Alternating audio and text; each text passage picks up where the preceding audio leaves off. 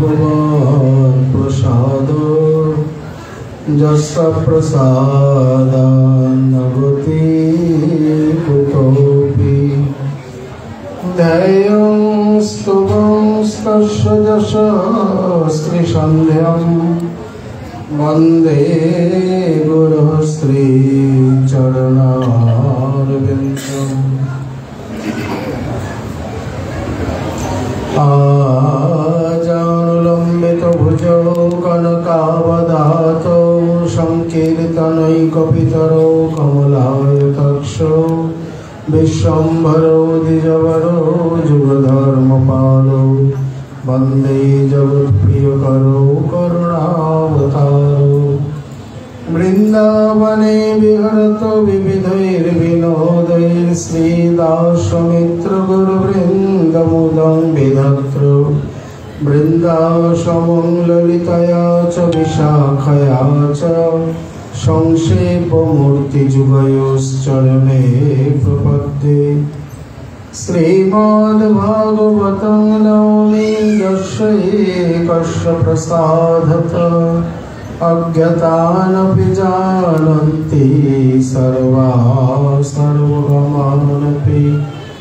शशुकनिवृतचेतस्तद्वदस्तन्नभावो पचितरुचिरलीला कृष्णसारस्तदीयं व्यतनुत कृपया जस्तत्तदीपं पुराणं तमखिलवृजिनाखिलं वैश्यसूनो नतोऽस्मि नमो धर्माय महते नमः कृष्णाय वेधसे ब्राह्मणेभ्यो नमस्कृत्य धर्मान् वक्ष्य सनातनं नारायणं नमस्कृत्य नरं चैव नरोत्तमम् देवीं सरस्वतीं वैश्यं ततो जयमुदीरये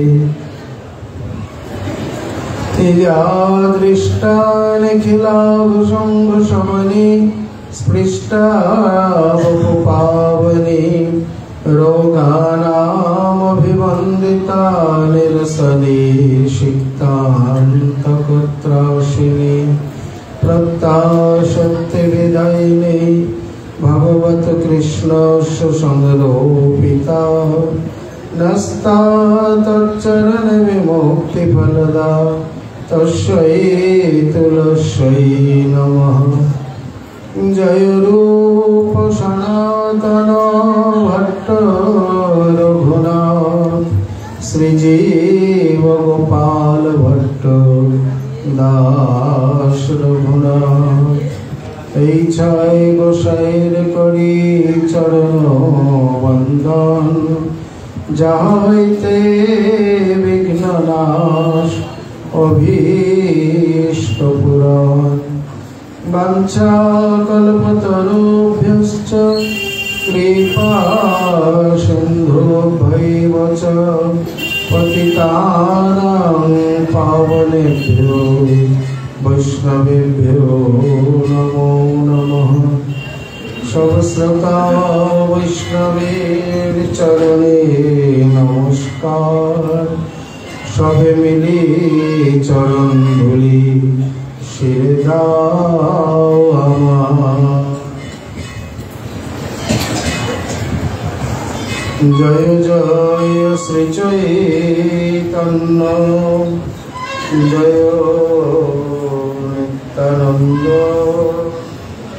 जय अद्वैत चंद्र जय गौर भक्तवृंद भक्तगोष्ठी सहित गौरांग जय जय शुनिले चैतन्य कथा भक्ति लाभ।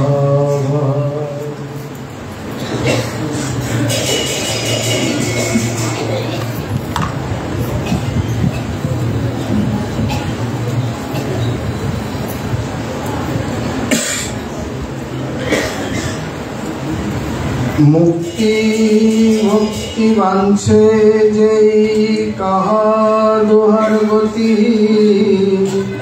स्थावर देह देव देह जय छे अवस्थिति।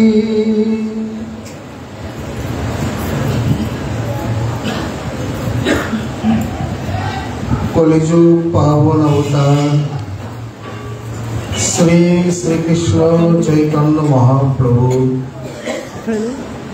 अति अंतरंग प्रिय पार्षदवर गौड़ीय आचार्य कुलभास्कर परम विरक्त शिरोमणि कविकुल मुकुटमणि विश्व वैष्णव राजसभा सभाजन महाजन श्री श्री राधा कुंडाश्रयी श्री श्रील कृष्णदास कविराज गोस्वामी चरण तदीय अमर महाग्रंथ श्री श्री चैतन्य चरितामृते मध्यलीलाय अष्टम परिच्छेदे श्री श्री रायरानंद संवाद प्रसंगे प्रश्नोत्तर विभाग वर्णन करते गিয়ে বলছেন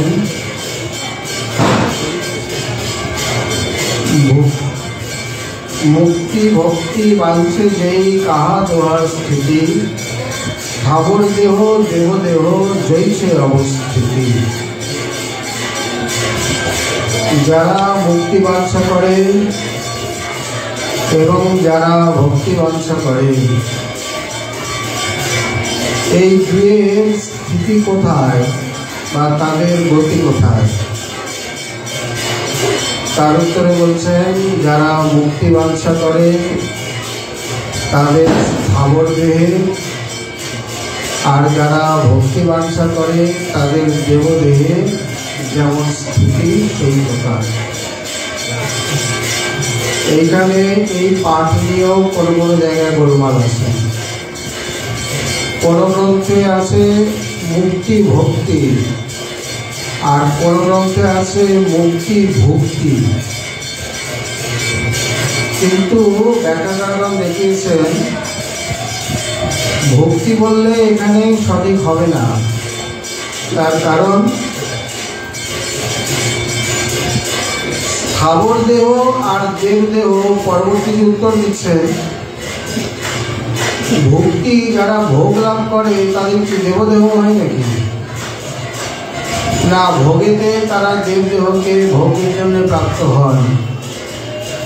যদিও আমরা তর্কের খাতিরে ধরে নিই, কিন্তু পরবর্তী পয়েন্টগুলো আবার মিলবে না।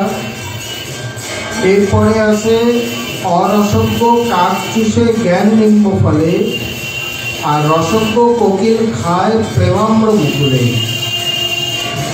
অমাগিয়া জ্ঞানী আস্বাদয়ে সুস্থ জ্ঞান কৃষ্ণ প্রেমামৃত পান করে ভাগ্যবান। তাহলে এখানে জ্ঞানী আর প্রেমী মুখ্যত এই দুয়ের বিচার। পরবর্তী পয়েন্টে অরসজ্ঞ কাক তারা জ্ঞান নিম্নফলকে চোষণ করে আর সুরসজ্ঞ কোকিল প্রেমাম্র মুকুলকে গ্রহণ করে ভোজন করে। যদি ভক্তি বলা হয় তাহলে এই পয়েন্টের সঙ্গে মেলে না। আবার অমাগিয়া জ্ঞানী আস্বাদয়ে সুস্থ জ্ঞান, এটা মুক্তির ফল বোঝা গেল, ধরা গেল। কিন্তু কৃষ্ণ প্রেমামৃত পান করে ভাগ্যবান, তো সেখানে ভক্তিকেই আনতে হবে, ভক্তি আনলে হবে না। অতএব এখানে মুক্তি ভক্তি বাঞ্ছে তাহা দোহার স্থিতি, এই পাঠটি সঠিক। ভক্তি শব্দ বললে এই পাঠে মিলবে, পরবর্তী দুটি পয়েন্টে গিয়ে আর মিলবে না। এই স্থানে মুক্তি শব্দে স্থাবর দেহ আর ভক্তি শব্দে দেবদেহ মানে পার্শ্বদ দেহ, এই দুয়ের অন্যায়তে এখানে এইভাবে অন্যায় করা হয়েছে। যাই হোক, এখন প্রশ্ন হলো মুক্তি যারা বাঞ্ছা করে তাদেরকে স্থাবর দেহের সঙ্গে তুলনা করলেন কেন? স্থাবর মানে কি? স্থাবর মানে স্থা ধাতু গতিনিবৃত্তি অর্থে, তার উত্তরে করম প্রত্যয় ইত্যাদি করে বা স্থাবর শব্দ ইত্যাদি নিষ্পন্ন হয়। তাহলে যারা এই প্রকার মানে স্থির গতি সম্পন্ন, যারা নড়াচড়া করে না, গমনাগমন করে না, তাদের সাধারণত স্থাবর বলা হয়। স্থাবরের বৃক্ষাদি শরীর, পাহাড় পর্বত ইত্যাদি। এখন এদের মধ্যে আনন্দ কোথায়? মুক্তি ভক্তি বাঞ্ছে তাহা দুহার স্থিতি, স্থাবর দেহ দেবদেহ জয়সে দোহার গতি। তাহলে স্থাবর দেহতে আর মুক্তি লাভের পর এই দুটির আনন্দকে আপনি এক করলেন। মুক্তি লাভের পর যে আনন্দ, তাহলে কি জাতীয় আনন্দ, মুক্তি কি, আগে আমরা সেটাকে বুঝি নিই। এখানে কবিরাজ গোস্বামী বলছেন, ভক্তি শব্দে কহেব অনন্ত প্রকার, সিদ্ধি অষ্টাদশ মুক্তি পঞ্চপরকার, ইহা যাহা নাহি তাহা ভক্তি অহেতুকি, যাহা হইতে বসন শ্রীকৃষ্ণ কৌতুকী। তাহলে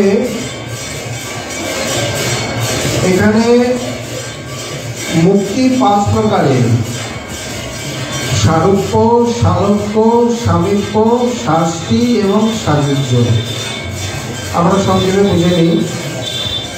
সারূপ্য মানে তার সমান, মানে ভগবানের মতনে তার সমান রূপ।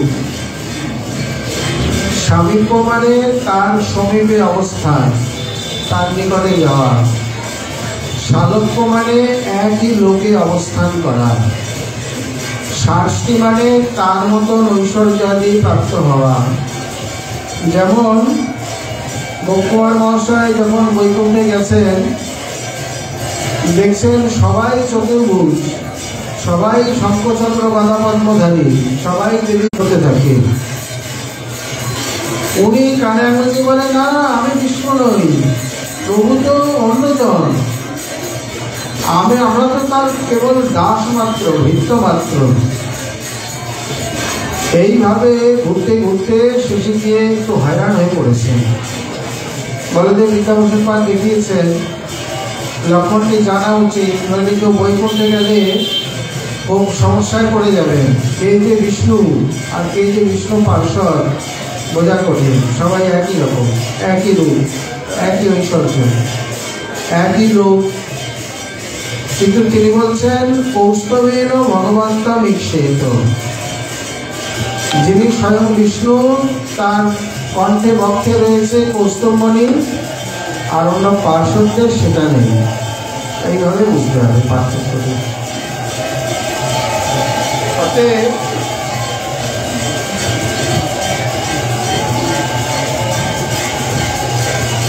এখানে এই যে তার সমান ঐশ্বর্য, একে বলা হয় শাস্তি। আরেকটি মুক্তি রয়েছে, তার নাম সাযুজ্য, মানে তার সঙ্গে মিলে যাওয়া, মুক্তি বাঞ্ছা করা। এখানে কবিরাজ গোস্বামী তাও বলছেন যে নরক বাঞ্ছয়ে তবু সাযুজ্য না লয়, কচিত কদাচিৎ সেবার জন্য এই 4টি ঐশ্বর্য বা মুক্তি কেউ নিলেও নিতে পারে। সেবা করতে গেলে তার সামনে তার লোকেই থাকতে হবে, তার সমান রূপ সেবা করতে গেলে লাগবে, তার দরকার নেই। কখনো সালোক্য সামীপ্যাদি গ্রহণ করে, সারূপ্য শাস্ত্রাদি প্রয়োজন হয় না। তার সমান রূপের কোনো প্রয়োজন নেই, তার সমান ঐশ্বর্যেরও প্রয়োজন নেই সেবা করার জন্য। অতএব এগুলো তো নেয় না। কখনো কচিত কদাচিৎ সেবানুরোধে সালোক্য বা সামীপ্য গ্রহণ করে, কদাচিৎ শাস্তি, কিন্তু নরক বাঞ্ছায় তবু সাযুজ্য না লয়। এখানে কবিরাজ গোস্বামী প্রথমেই সংক্ষেপে বুঝিয়ে দিয়েছেন, গোবিন্দের অঙ্গের শুদ্ধ কিরণ মণ্ডল, উপনিষদ কহে যারে ব্রহ্ম সুনির্মল। এক কথায় এই জ্ঞানমার্গের উপাসনায়, ব্রহ্মতেজের উপাসনায় ব্রহ্ম ব্রহ্ম করতে করতে তারা ভগবানের যে বিরাট চিৎ জ্যোতি, সেই জ্যোতির মধ্যে গিয়ে নিজের ক্ষুদ্র জ্যোতিকে মিলিয়ে দেন। এটি হলো সাযুজ্য বা মুক্তি। যেমন এক অঞ্জলি জলকে নিয়ে সাগরের মধ্যে মিলিয়ে দিলেন। এবার খুঁজে বের করো, আলাদা করো, কার সাধ্য আছে সেখান থেকে ওইটাকে আলাদা করবে। এক অঞ্জলির কথা, একটা বড় বড় নদী এসে মিশে যাচ্ছে, তাকে আলাদা করা যায় না। সাগরে গেলে আর কোনো কিছু আলাদা হয়? সব মিলেমিশে থাকা। এখানে এই প্রকার যারা মুক্তি বাঞ্ছা করে তাদের স্থাবর দেহের মতো, স্থাবর দেহ বলতে বৃক্ষাদি শরীরে কদাচিৎ কিছু আনন্দ অনুভব হয়, একের মধ্যে স্পন্দন আছে, আনন্দ অনুভব আছে। বিশেষ করে খুব ভালো করে লক্ষ্য করলে দেখা যাবে, যখন গ্রীষ্মেতে প্রচন্ড দাবদাহ হয়, প্রচন্ড রোদ ওঠে, সুকোমল বৃক্ষ লতাপাতা এগুলো সেগুলো শুকিয়ে যায়, তাদের কত কষ্ট হয় তখন। বিশেষ করে লাউ পাতা ইত্যাদি কলা পাতা একেবারে শুকিয়ে মুছিয়ে যায়। আবার সূর্যাস্ত হলে ধীরে ধীরে ধীরে ধীরে ফিরে আসে। এটা কিন্তু তাদের দুঃখ, কষ্ট, মানে যাতনা। আবার যখন খুব সুন্দর বৃষ্টিপাত হয়, বায়ু প্রবাহ হয়, তখন দেখবেন গাছের পাতাগুলো যেন হাসছে, খিলখিল করছে, কি সুন্দর আনন্দ প্রবাহ। তাদের মধ্যেও আনন্দের শিহরণ, অনুভূতি ইত্যাদি আছে, কিন্তু অবচেতন ক্রমে, মানুষের মতো উন্নত চেতন ক্রমে নয়। এই প্রকার স্থাবর দেহ আদিতে পাহাড় পর্বতও তাই, পাহাড় পর্বত বাড়ে, তাদেরও রোদে কষ্ট হয়, বর্ষাতে আনন্দ হয়, শীতেতেও কষ্ট হয়, কিন্তু ওটা আমরা বুঝি না, খুব সামান্য আকারে বা আমাদের সামনে খুব কমই প্রকাশিত হয়। তেমনি মুক্তি লাভের পর যে আনন্দ, সেই আনন্দটা কি রকম? সে আনন্দের অনুভূতি নেই, যদিও বা কিঞ্চিত অনুভূতি আছে। যেহেতু এই প্রকার অব্যক্ত ব্রহ্মে আনন্দের কোনো বৈচিত্র্য নেই, সেই জন্যে তাদের মধ্যেও যারা এই ব্রহ্মজ্ঞান বা ব্রহ্ম সাযুজ্য লাভ করেছেন, তাদের মধ্যেও আনন্দের কোনো বৈচিত্র্য নেই। কিরকম? নিথর, নিস্পন্দ, চুপচাপ, এইবার অনন্তকাল ওই রকমই চলতে থাকবে। অনন্ত জীবকণা, তার মধ্যে কিছু মুক্তি লাভ করে তার মধ্যে চিরতরে মিলে গেল, তাদের কোনো স্পন্দন, বৈচিত্র্য, প্রকাশ, অনুভব ইত্যাদি কিছু বোঝা যাবে না। আর সেখানে ভক্ত ভক্তিমার্গে দেবদেহ মানে পার্শ্বদ দেহ, পার্শ্বদ দেহ বা সিদ্ধদেহ বলতে এখানে শ্রী গুরু প্রদত্ত যে অন্তঃস্থিত ভাব কলেবর, যাকে চিন্তা করে করে তিনি চিন্তানুরূপ শরীর প্রাপ্ত হন। এই দেহেতে যেহেতু নিত্য প্রেমময়ের প্রেম সেবা লাভ করেন, সেখানে আনন্দ বৈচিত্র্যে ভরপুর, সেই আনন্দ বৈচিত্র্যেই চিরতরে তারা প্রাপ্ত হন।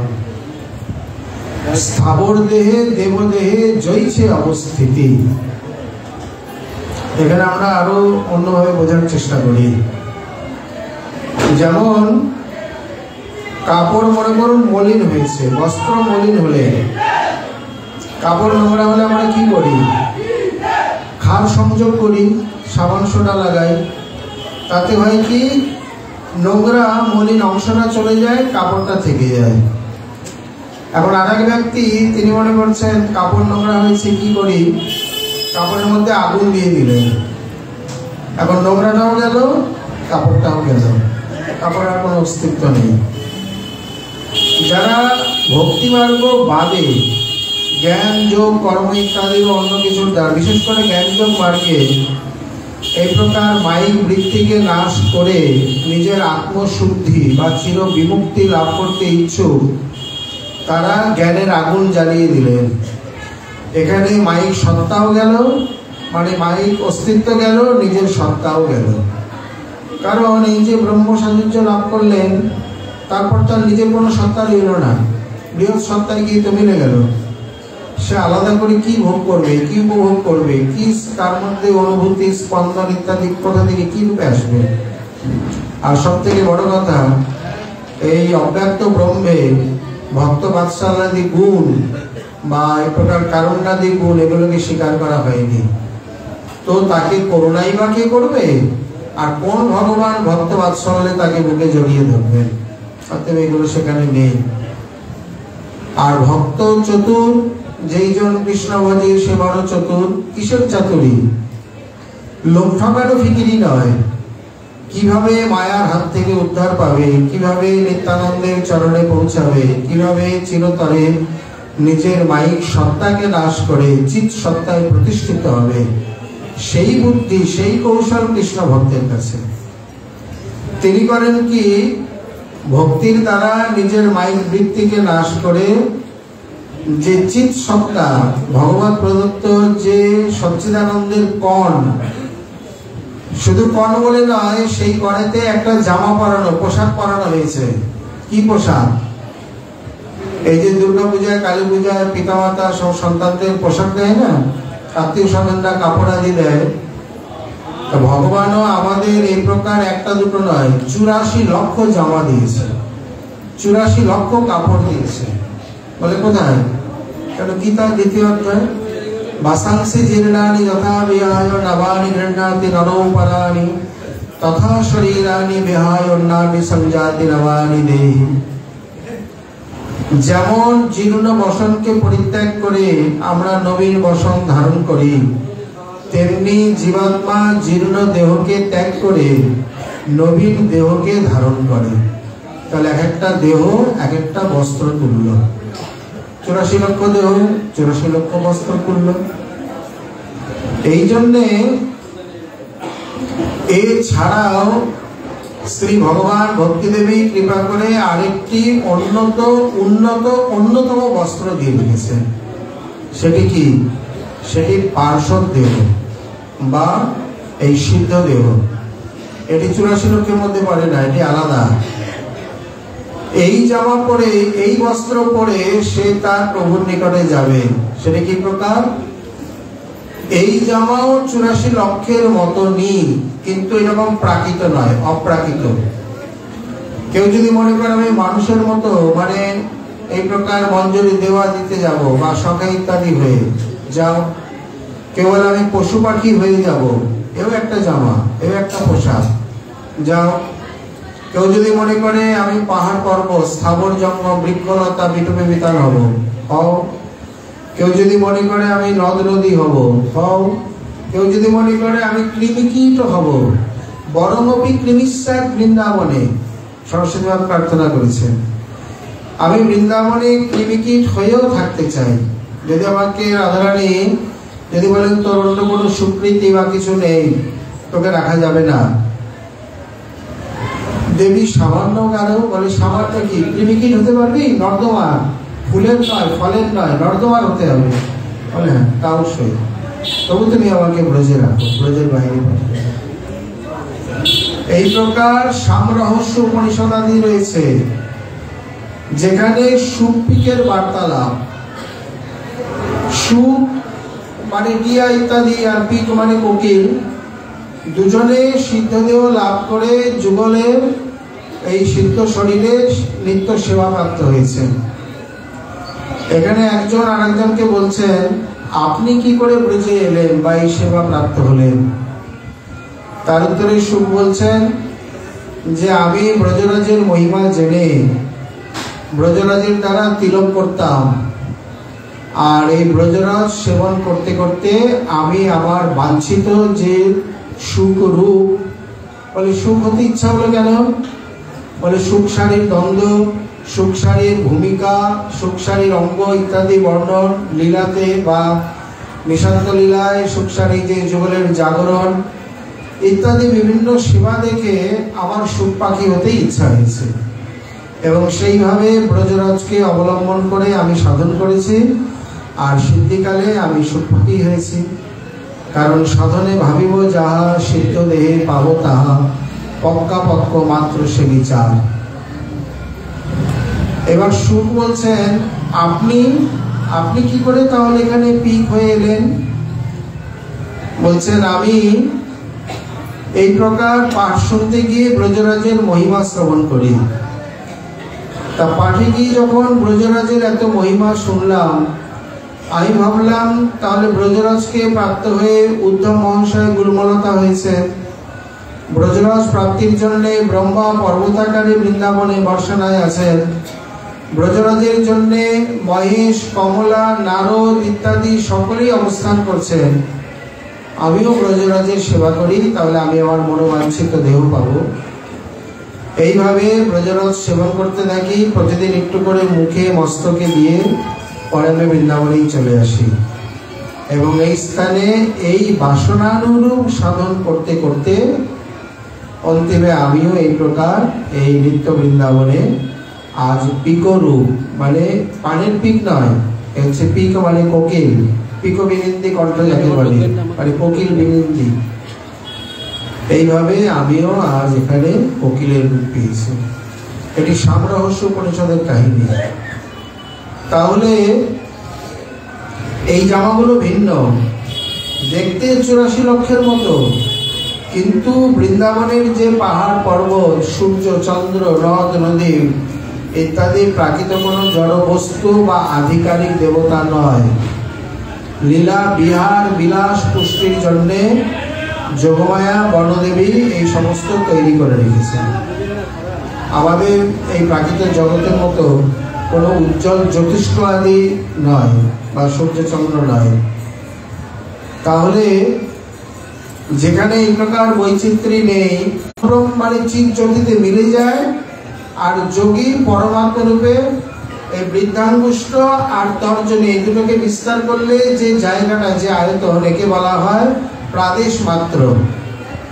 এই প্রাদেশ মাত্র পুরুষম বসন্তম, এই প্রকার প্রাদেশ মাত্র চতুর্ভুজ পরমাত্মাকে তারা হৃদকন্দরে দর্শন। মাত্র মানে এতটুকু চতুর্ভুজ রূপ, এতটুকু ভগবান কতটুকু হবে, একটা পুতুলের মতো।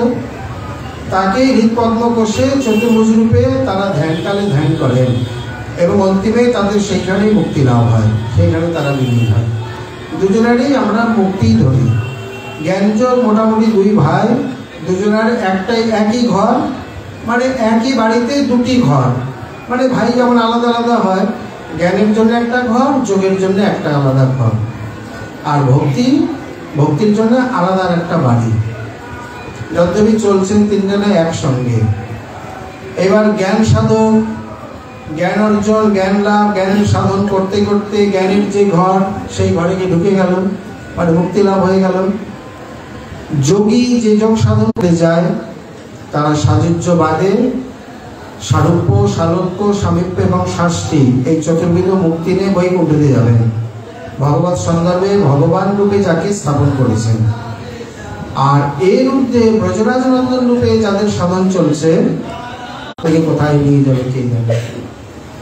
আর ভক্তিরূপী বৃত্তিতে, ভক্তিরূপী সাধনে এখানে তিনি করবেন কি, নিজে যেতে যেতে কোথায় যাবেন?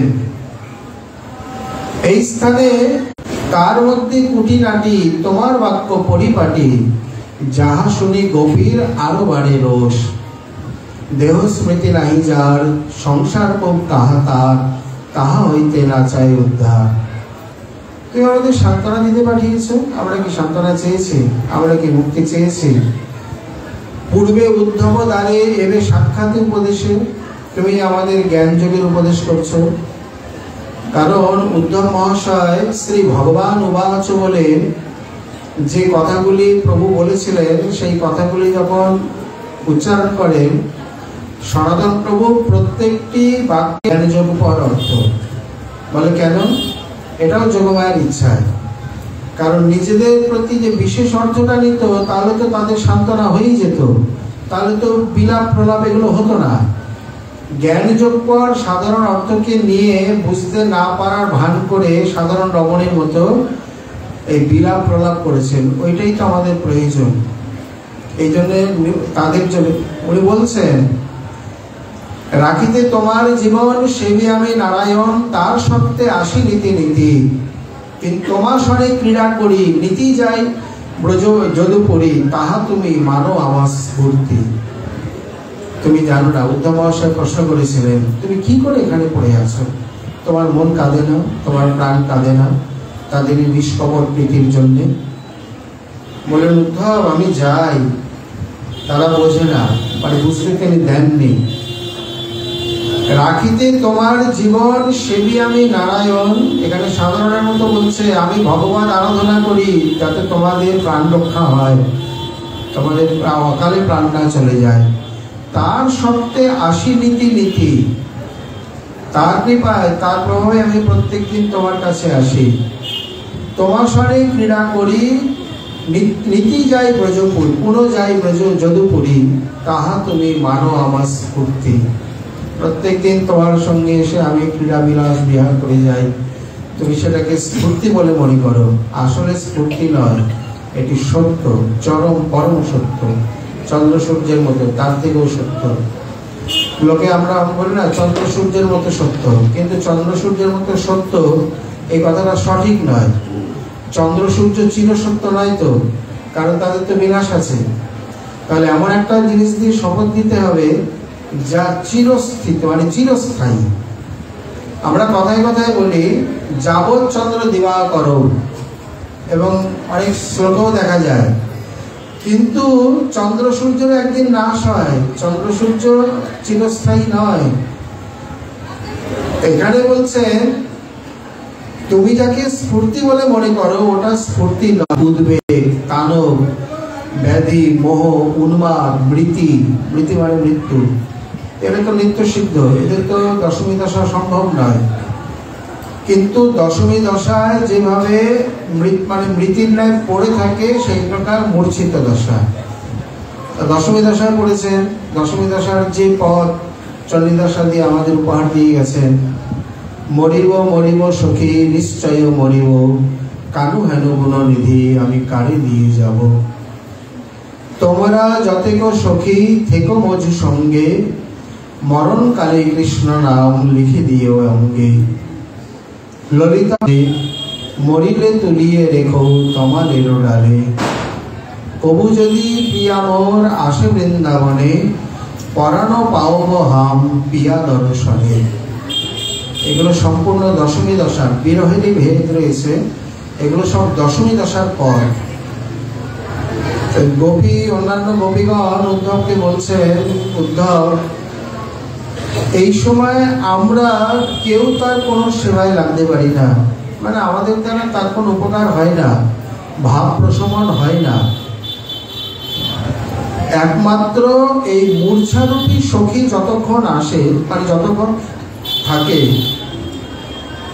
মূর্ছা এসে বেশ কিছুক্ষণ থাকে, কতক্ষণ থাকবে এর কোনো নির্দিষ্ট সময় নেই, কোনোদিন অল্প সময়, কোনোদিন বহু সময়।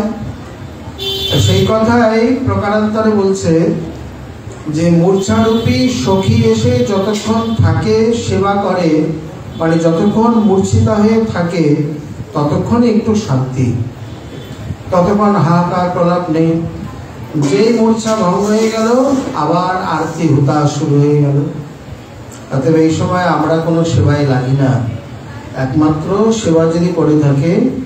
অথচ যখন বলে এমন সব পাণ্ডিত্য, বিদ্যা মানে বিদ্বত্তা, অলঙ্কার, উপমা, দৃষ্টান্ত, যে বড় বড় পণ্ডিতেরও মাথা ঘুরিয়ে দেয়। নামহি অক্রুর ক্রুরাহি যৌসম সো আবল ব্রজমাজ, ঘরে ঘরে ঘোষ হই শ্রবণ অমঙ্গল, কালিহু কালিহু সাজ। অক্রুর মানে কি? নাস্তি ক্রূরতা যন্ত্র বাচস্মিন। আপনি কোনো অভিধানে, কোনো সমাসে এই প্রকার অর্থ ভাবেন না, এগুলো নৈ সমাসে তৈরি। যার মধ্যে ক্রূরতা নেই সে হচ্ছে অক্রূর। অহিংস মানে যার মধ্যে হিংসা বৃত্তি নেই। কিন্তু এখানে গোপীগণ অর্থ করে দেবে যার থেকে বড় হিংসুক জগতে নেই সে হচ্ছে অহিংস। এইভাবে কোথা থেকে যে অর্থ করে। উদ্ধব যখন বলছেন বিয়োগ মানে কি, রাধারানী বলছেন বলে বিয়োগ মানে বিরহ, বিচ্ছেদ ইত্যাদি। আর কোনো অর্থ বলছেন আর তো তেমন কোনো জানা নেই। বলে কি বৃহস্পতির কাছে ভাগবত পড়েছো, কি পাণ্ডিত্য তোমার। যোগ মানে কি? বলে যোগ মানে মিলন। তাহলে বিয়োগ মানে বিশিষ্ট যে যোগ তার নাম বিয়োগ। তুমি এইটুকু, এই অর্থটুকু জানো না? উদ্ধব মহাশয় হাসবে না আশ্চর্যান্বিত হবে। আসলেই তো তাই। যোগ মানে যদি মিলন হয়, তাহলে বিয়োগ মানে বিশিষ্ট যে যোগ, বিশিষ্ট যে মিলন, সেটাই হচ্ছে বিয়োগ। বিয়োগমে নহি সর্বাত্মনা কোচিত, পরিষ্কার বলেছেন আমাদের সঙ্গে, তোমার প্রভুর সঙ্গে বিয়োগ সম্ভব নয়, কারণ আমরা একাত্ম, কোনোদিন বিচ্ছেদ সম্ভব নয়। তাহলে এত বড় তত্ত্ব কথাই যদি জানেন, তাহলে বিলাপ কেন, ওই বিরহ আপনি কেন? তাহলে যখন ভুলে যাই তখন কাঁদি, আর যখন মনে থাকে তখন আর কাঁদি। অদ্ভুত অদ্ভুত সব বার্তা প্রসঙ্গ। অতএব এখানে স্থাবর দেহে দেবদেহে জৈছে দোহার স্থিতি। তাহলে কোনটি আমাদের জন্য প্রয়োজনীয় বা কোনটি আমাদের জন্য উল্লেখ্য বা আমাদের জন্য উপযুক্ত কোনটি? এই দেবদেহকে আবার শ্রী ভক্তি দেবী বা শ্রীমান মহাপ্রভু আচার্যগণ আমাদেরকে অন্য এক প্রকারে জামা পরিয়ে অন্য এক প্রকারে দিয়ে গেছেন। সেটি কি? যেটি হচ্ছে অন্তঃস্থিত এই ভাব কলেবর।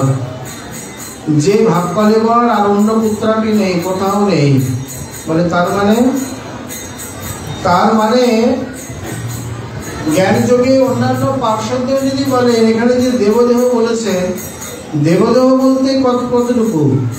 দেবদেহ বলতে আমরা বৈকুণ্ঠের যে পার্শ্বদ দেহ আদি, সেটা তাকেও তো বলতে পারি, এটাও তো দেবদেহ, তাই তো? কিন্তু এই দেহকে তিনি বলেননি। এখানে আমাদের যে আলোচ্য বিষয়, সেই আলোচ্য বিষয়ে এই দেবদেহ হবে না। তাহলে কোনটি হবে? আমি যে ভগবত অংশ সচ্চিদানন্দের কণ, বেদেতে নিরন্তর এই বার্তা নিরূপণ। এই পর্যন্ত জ্ঞানযোগ ইত্যাদি সকলের সঙ্গে ঠিক রয়েছে। মানে আমি সচ্চিদানন্দের কণ, আমি ভগবত অংশ, জীব মাত্রেই। কিন্তু তাদের যখন মুক্তি হয়ে গেল, তারপরে তাদের এই বাণী তখন আর কণ রইল না, তখন কণা বিভূতি থেকে মিলে গেল। আমাদের তো বারবার বলছেন জ্ঞানী যোগের মতো মুক্তি নয়। তাহলে আমাদের কি? আমাদের পোশাকটা একটু ভিন্ন। এইখানে যে যা মনে করে তিনি তাই প্রাপ্ত হন। আমরা সুপ্পিকের সংবাদ দিয়ে সামরহস্য পরিষদ থেকে বললাম, কিন্তু শ্রীমান মহাপ্রভু তার যে অনবদ্য অনর্পিত চরি এই কলিতে দান করে গেছেন, সেখানে এই সকল নয়, সেখানে রাধা সহচরী ভাব, রাধা দাস্য কিঙ্করী রূপে। এই যে ভাব মাধুরী, এই যে পোশাকটি, এই যে জামাটি, এই পোশাক ব্রহ্মাণ্ডের মধ্যে অন্যতম সুন্দরতম পোশাক। যে বস্ত্র, মানে যে দেবদেহের আবরণ, পার্শ্বদ দেহের আবরণ বা তার রূপ অনন্ত কোটি ব্রহ্মাণ্ডে শ্রী ভগবান অনন্তকালে মানে কাউকেই দেননি, বা কোনো কোনো বিশেষ কলিতে দিয়ে দিয়ে আসছেন, তার মধ্যে বিশেষ কলি। কারণ প্রাপ্তির মধ্যে অন্যান্য দেবদেহ, স্থাবর দেহ, জঙ্গম দেহের মধ্যে মঞ্জুরিভাবে যে প্রকারে এই রসাস্বাদন সম্ভব, এমনটি অন্য কোনো প্রকারে সম্ভব নয়। এই জন্যে তাহলে দেবদেহ, স্থাবর দেহে দেবদেহে জৈছে দোহার স্থিতি, এ কথা বলতে গেলে এখানে যে দেবদেহ আমরা পাবো, শ্রীমান মহাপ্রভু আমাদের দিয়ে গেছেন। মুখে বলছেন জীব নিত্য কৃষ্ণদাস তাহা ভুলি গেল, কিন্তু নিত্য কৃষ্ণদাস জীবের স্বরূপ হলেও নিত্য কৃষ্ণ দাসত্ব তিনি দেননি, দিয়ে গেছেন রাধা দাসিত্ব। অতএব তার যে রূপ, সেই দেবদেহ কি প্রকার আমরা একটু সংক্ষেপে বুঝে নিই। যদ্যপি প্রত্যেকেই নিজের নিজের আত্মধ্যানে প্রতিদিনই এই প্রকার যারা অনুশীলন করেন, চিন্তন করেন, তারা নিশ্চয়ই নিজের স্বরূপ দেহকে চিন্তন করেন। তার মধ্যে এই স্বরূপ দেহে আরেক প্রকারে প্রভুপাদ রামকিশোর গোস্বামী তিনি আমাদের আস্বাদন দিয়ে গেছেন, যেটি আরো চমৎকার। আমি নবব্রজাঙ্গনা শ্রীদাসী মঞ্জরী, মাধব দ্বৈতা রাধা আমারও ঈশ্বরী। ওখানে আছে কিশোরী বনিতা তার সাঙ্গ চিন্তায় তত্র। এখানে ব্রজবনিতাগণের মধ্যে নিজেকে প্রতিনিয়ত চিন্তা করবে কি ব্রজ কিশোরী রূপে, তারই একটা সুন্দর রূপ দিচ্ছে। মনে করুন কোনো কবি বা কোনো শিল্পী তাতে রং দিচ্ছে, আঁকছে। কিরকম? আমি যে দেবদেহ বা পার্শ্বদেহ লাভ করলে আমাদের মুখ্য যে ভজনীয় ধারা বা অষ্টাদশকর মধ্যে পরম্পরায় সেই রূপটা কিরকম হবে, যাদের চিন্তনের মধ্যে আসে না বা যারা চিত্রাঙ্কন করতে পারেন না তাদের জন্য উনি যেন তুলি ধরেছেন। আমি নবব্রজাঙ্গনা শ্রীদাসে। নবব্রজাঙ্গনা মানে ব্রজের নব অঙ্গনা, মানে ব্রজের নব কিশোরী, নবীনা কিশোরী। পূর্ণ কিশোরী আর নবকিশোরীর মধ্যে পার্থক্য আছে। পূর্ণ কিশোরী হলেন শ্রী রাধা, নবীন যৌবনার মানে নবযৌবনার মতো। আর নবকিশোরী সবে মাত্র 10-এর পরে পা দিয়েছে, 11-12-তে কিশোর কিশোরী ভাব তার মধ্যে ফুটে উঠেছে। এখনো সেই প্রকার বাল্যপগণ্ড ভাব তার মধ্যে দেখা যায়। হয়তো চেহারায় বোঝা যায় না, কিন্তু আচার আচরণে কথাবার্তায় বোঝা যায়। অনেক আছে না, বড় হয়ে গেল, 14-15 বছর হয়ে গেল বাচ্চাদের মতো, সেই রকমই। মানে কিশোরী ভাব বলাতে আরেকটি তাৎপর্য হলো কিশোর বয়সে কখনো ভোগ বাসনা জাগে না। এটা একটা মস্ত বড় বৈশিষ্ট্য। যুগলের বলে, হ্যাঁ যুগলের দুজনেরই লোক কিশোর বয়সের মধ্যে। কিশোর বয়সে মিলনের লালসা জাগে, কিন্তু ভোগ বাসনা জাগে না। একটা মস্ত বড় বিজ্ঞান ভিত্তিক বৈশিষ্ট্য, এই জগতেও দেখা যায়। কিশোর কিশোরী পরস্পরের মিলনের জন্য লালায়িত, একটু দর্শন, একটু স্পর্শন, একটু সম্ভাষণ, কিন্তু দৈহিক ভোগ বাসনা তখন তাদের মধ্যে জাগে না, দেহ সেইভাবে বিকশিত হয় না। বলে এই বৈশিষ্ট্য আপনি ওখানে নিয়ে যাচ্ছেন, খুব একটা ভেদ নেই। ভেদ শুধু একটা জায়গায় গিয়ে, সসুখ বাসনা আর কৃষ্ণসুখ বাসনা, বাদ বাকি সবই এক। আপনি ভেদ করে দেখেন। আমরা মনুষ্য শরীর কোথা থেকে পেলাম? কে দিয়েছে? আর কবিরাজের সময় কথা কেন বললো? কৃষ্ণের যতে খেলা, সর্বোত্তম নরলীলা, নরবপু তাহার স্বরূপ। নরবপু তাহার স্বরূপ আমাদের মতো তিনি ধারণ করেননি, ওনার মতো উনি আমাদেরকে দান করেছেন। তাহলে 84 লক্ষের মধ্যে শ্রেষ্ঠতম নরবপু, উনিও দ্বিভুজ মুরলীধর, দ্বিপদ দ্বিভুজ হয়ে অবস্থান করছেন নরবপুকে। ব্রহ্মা যখন সৃষ্টি করতে করতে এই শরীরটা তৈরি করলেন, এই যাবৎকাল মনে খেয়ে, কারণ একটা পেঁচা, কারণ কানটা ঠিক নয়, কারণ পুচ্ছরা লম্বা, কারণ মুখ লম্বা, কারণ শরীর গোল, না ঠিক কোনো মতো মনের মতো মডেল হচ্ছেই না। এই করতে করতেই যখন মনুষ্যাকৃতি হলো, তখন ব্রহ্মার মনের মধ্যে একটা মানে আনন্দ, নিজকৃত আনন্দ, নিজের সৃষ্টির যে আনন্দ, না এই রূপটা, এই আকৃতিটা মনের মতো হয়েছে। কেন এই আনন্দ এত পরে কেন এলো? সবার উপরে মানুষ সত্য, তাহার উপরে নাই। সবার উপরে মানুষ শ্রেষ্ঠ, তাহার উপরে নাই। মধ্যযুগের কবির এই বাড়ির সার্থকতা হলো এইখানে, যেই নরবপুই তাহার স্বরূপ, ওনার মতো ওনার শরীর উনি আমাদের দান করেছেন। অতএব ভাব বৃত্তি আদিও তাই। এখানে কিশোর বয়সে ভোগ বৃত্তি জাগে না, এই জন্যে তিনিও তার কিশোর রূপ ধারণ করার যত যত কারণ রয়েছে তার মধ্যে এটি একটি অন্যতম কারণ। কিন্তু বুক ভরা লালসা থাকে। ওই যে বলে দিলেন, সেই তুমি, সেই আমি, সেই নবসঙ্গম, তথাপি আমার মন হরে বৃন্দাবন। মহাপ্রভু সাহিত্য দর্পণ থেকে একটা প্রাকৃত কবির কাব্য নিয়ে তিনি আস্বাদন করেছেন। য কৌমার হর চৈত্র সমাস্তে গীতা রেবার উদ্দেশ্যে বিদেশী তরুতলে। কোনো এক তরুণ তরুণী প্রথম বয়সে মিলিত হয়ে পরে বিবাহিত হয়েছে। বিবাহিত হয়ে বসন্তকালে সেই রেবা নদীর তীরে বেতসী তরুতলে গিয়ে বলছেন, দেখো সেই তুমি, সেই আমি, সেই রেবা নদীর তর, সেই বেতসী বৃক্ষ তর, সেই বসন্ত রজনী। কিন্তু তখন আমরা মিলিত হয়ে যে সুখ লাভ করতাম, এখন আমরা মিলিত হয়ে সেই সুখ লাভ আর করি না। তখন তো প্রিয় অয়জ অয়ং সহচরী রূপে প্রভু গোস্বামী শ্লোককে বদলে দিলেন, কারণ প্রাকৃত কবির শ্লোক নিয়ে মহাপ্রভু কেন আস্বাদন করবেন। তার মানে বৃন্দাবনে তুমি আমি মিলিত হয়ে, কুঞ্জে মিলিত হয়ে যে সুখ লাভ করতাম, এখানে লোকজন হাতি ঘোড়া রাজবেশ ইত্যাদিতে, এই তুমি আমি সেই মিলন, কিন্তু সেই সুখের এক কণ এখানে নেই। বৃন্দাবনে উদয় করা হো আপন চরণ, তবে তোমার পূর্ণ কৃপা মানি। তুমি যদি আবার কৃপা করে ব্রজোদিত হও, তাহলেই তোমার পূর্ণ কৃপা জানব। এই জন্য তিনি বলছেন, ব্রজেই চলো ব্রজনাথ দিন কয়েকের মতো। দুঃখিনীর দিনে দুঃখে তো গেল, মথুরা নগরে ছিলে তো ভালো। ব্রজেই চলো ব্রজনাথ দিন কয়েকের মতো।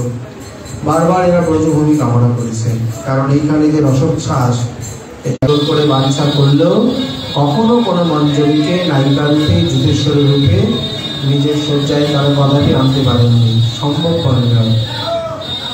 আইরি বনিতা আমি যাবত বাসিনী, সখীর অনুগা আমি সখীর সঙ্গিনী।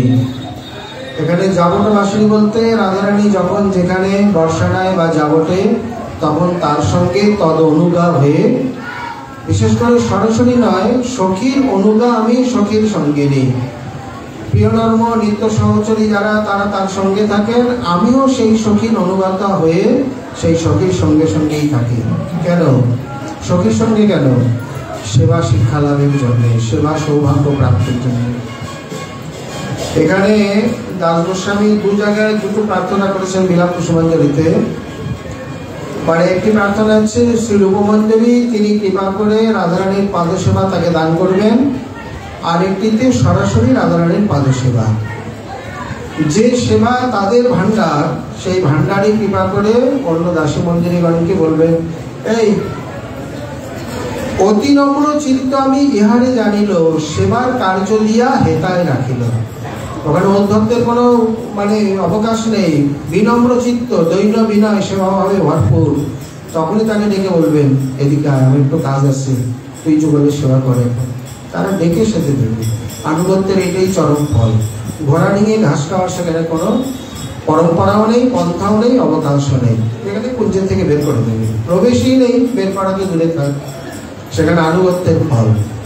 অতএব সখীর অনুগা আমি সখীর সঙ্গিনী, বিদ্যুৎ বরণী আমি বিচিত্র বেশিনী, রূপে গুণে ডগমগী মধুর হাসিনী।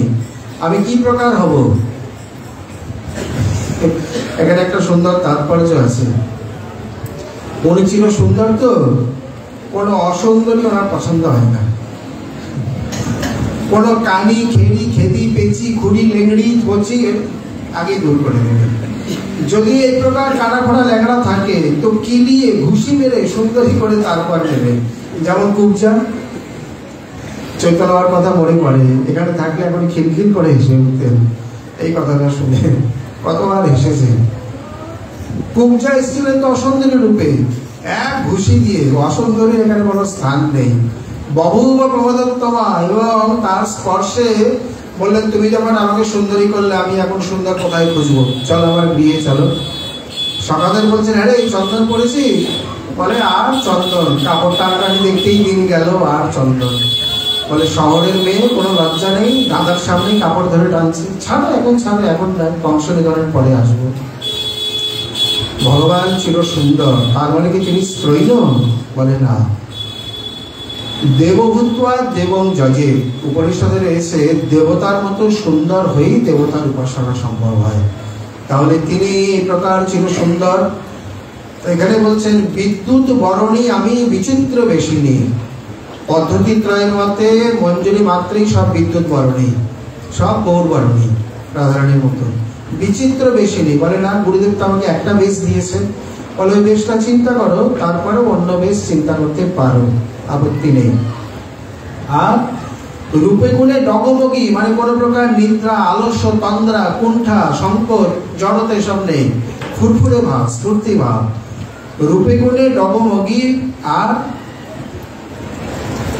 মধুর হাসি নেই, কোনো সময় কোনো বিষণ্ণতা, ম্লান, মলিনতা এইসব নেই, সদা স্ফূর্ত ভাব, ফুল্ল কমলের মতো। রূপে গুণে ডগমগী, মধুর হাসি নেই, ঈশ্বর মধুর হাস্য সবসময় মুখে লেগে আছে। কোনো কথা বলতে গেলে এসে আমি থালাটা নিয়ে যাই।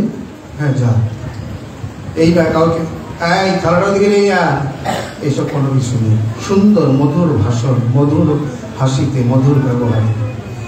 যুগল চরণ সেবা জীবাতু আমার, সদা আজ্ঞা ধীরা আমি ব্রজবনিতা। কখনোই এখানে স্বতন্ত্রতার কোনো স্থান ভূমিকা নেই, সদা সর্বদা আজ্ঞাধীন হয়ে স্বতন্ত্রভাবে হরিবংশজি রাধারানীর প্রসাদী তাম্বুল পেয়ে আলাদা হয়ে গেল। তার জীবন আমরা দেখেছি। আর গোপাল ভট্ট গোস্বামীরই অনুশিষ্য বা প্রশিষ্য এই যে রামচন্দ্র কবিরাজ গুরুদেবের সঙ্গে বসে জলকেলি করতে করতে রাধারানীর নাকের নখ হারিয়ে গিয়েছিল, কেউ খুঁজে পায়নি। উনি গিয়ে পদ্মপাতা সরাতেই পেয়ে গেলেন। উনি লাভ দিয়ে গিয়ে রাধারানীর নাকে পড়াননি। উনি কি দিয়েছেন ওনার গুরুদেবকে, মানে মণিমঞ্জরীকে, মণিমঞ্জরী দিয়েছে গুণমঞ্জরীকে, গুণমঞ্জরী দিয়েছে রূপমঞ্জরীকে, রূপমঞ্জরী দিয়েছেন ললিতাকে, বা তিনি নিজে পড়িয়েছেন। এই পরম্পরা বলে তাহলে তো আমি কোনোদিনই সাক্ষাৎ সেবা পাবো না। বলে পাবেন, কৃপা করে তারাই সেরে দিয়েছিলেন।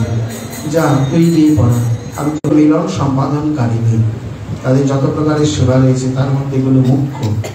সদা সর্বদা কিভাবে তার সুখবিধান করবে।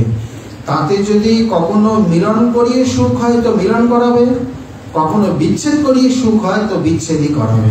মানে কুটিনাটি করে এরা সব দিকে পটু।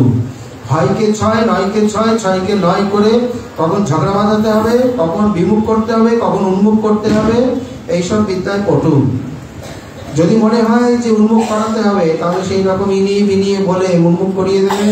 আর যদি বলে না একটু মানে মজা চাকাতে হবে তাহলে এমন নয় ছয় করে বলবে, একেবারে কুটিনাটি করে দিল ঝগড়া বাঁধিয়ে, হয়ে গেল বিচ্ছেদ। অতএব যুগল কিশোরমর সর্বস্ব ভয়, তাদের শুভ সম্পাদনই একমাত্র আমার জীবাতু।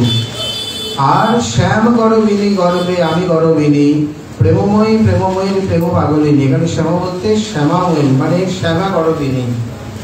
আমার ঈশ্বরী আমার বৃন্দাবনেশ্বরী, তার প্রাণনাথ বলি আমি ভোজি গিরিধারী। এখানে সকলের প্রত্যেকে রাধা স্নেহাধিকা। এই কয়েকটি জিনিস বৈশিষ্ট্যপূর্ণ। কারণ সম্ভোগেচ্ছাত্মিকা তদ্ভাবেচ্ছাত্মিকা যে ভাগ করেছেন, যদি সম্ভোগেচ্ছাত্মিকা হয় তাহলে কোনো সময় সে দ্বারকার বনে চলে যেতে পারে। আর যদি তদ্ভাবেচ্ছাত্মিকা হয় তাহলে রাধা স্নেহাধিককে সব মানে কি এইভাবে যে প্রেম উপকরণে তাদের সেবা করব বা প্রেম উপাদানে, সেই প্রেম পাগলিনী আমরা। প্রীতি সাগরে আমি সদা বিহারিণী, রসিক যুগলের আমি সন্তোষ দায়িনী। কোন প্রীতি? উনি বাসনা করছেন অন্তিমকালের ত্রিবিধ বাসনা। আমি আমার কেশকলাপের দ্বারা যুগলের পাদপ্রচ্ছন্ন করে দেব। মানে তারা যখন চরণ বিধৌত করে এসে সিংহাসনে বসবেন, গামছা দিয়ে নয়, আমার সূক্ষ্ম চিকুর রাশির দ্বারা তাদের পা মুছিয়ে দেবো, চরণ মুছিয়ে দেবো। আর এই প্রকার তারা যখন বন ভ্রমণ বা এই প্রকার ভ্রমণাদি করবে, সুগন্ধি পুষ্প দলের দ্বারা পথটাকে আস্তীর্ণ করে দেব, তার উপর দিয়ে পদব্রজে চলে যাবে। আর যখন নিবিড় বিলাসে থাকবেন, আমি কুঞ্জরন্ধ্রে নয়ন দিয়ে সেই অপূর্ব রূপমাধুরী পান করব এবং শ্রবণ যুগল রসায়িত করব। এই তিনটি তার নিজস্ব বাঞ্ছা। আর এখানে প্রাণকিশোর প্রভু তিনি বাঞ্ছা করছেন যে সেই প্রেমময়ীর চরণে অলক্তক রঞ্জন আলতা সেবা খুব কম দেখা যায় এইরকম। ইনি তার প্রণামগুজ কুঞ্জে শ্রীপ্রাণ কিশোর নামে, আর পাদসেবানো চারিণী, সঙ্গে পাদসেবা রয়েছে। সেই পাদসেবায় কি? 10 দিনাধিক দ্বাদশ বর্ষ পরিমাণ শ্রীরাধা বল্লভে গৌরে রহু এই প্রাণ। 12 বছর 10 দিন সবই বলে দিয়েছেন। 12 বছর 10 দিন শ্রীরাধা বল্লভে, ওনার সেবিত বিগ্রহ শ্রীরাধা বল্লভে মোর রহু সেটি বেছে নেবেন। পরবর্তী পয়ারে আবার যেভাবে বর্ণন করছেন শ্রীমান মহাপ্রভুর কৃপা হলে আবার আমরা আগামীকাল আস্বাদন আশা রাখি। আজকে আমাদের শ্রী শ্রী রায়রামানন্দ সংবাদ কথা এখানে বিশ্রাম দান করি। নিতাই গৌর হরি। সকলের প্রসাদ নিয়ে যাবেন।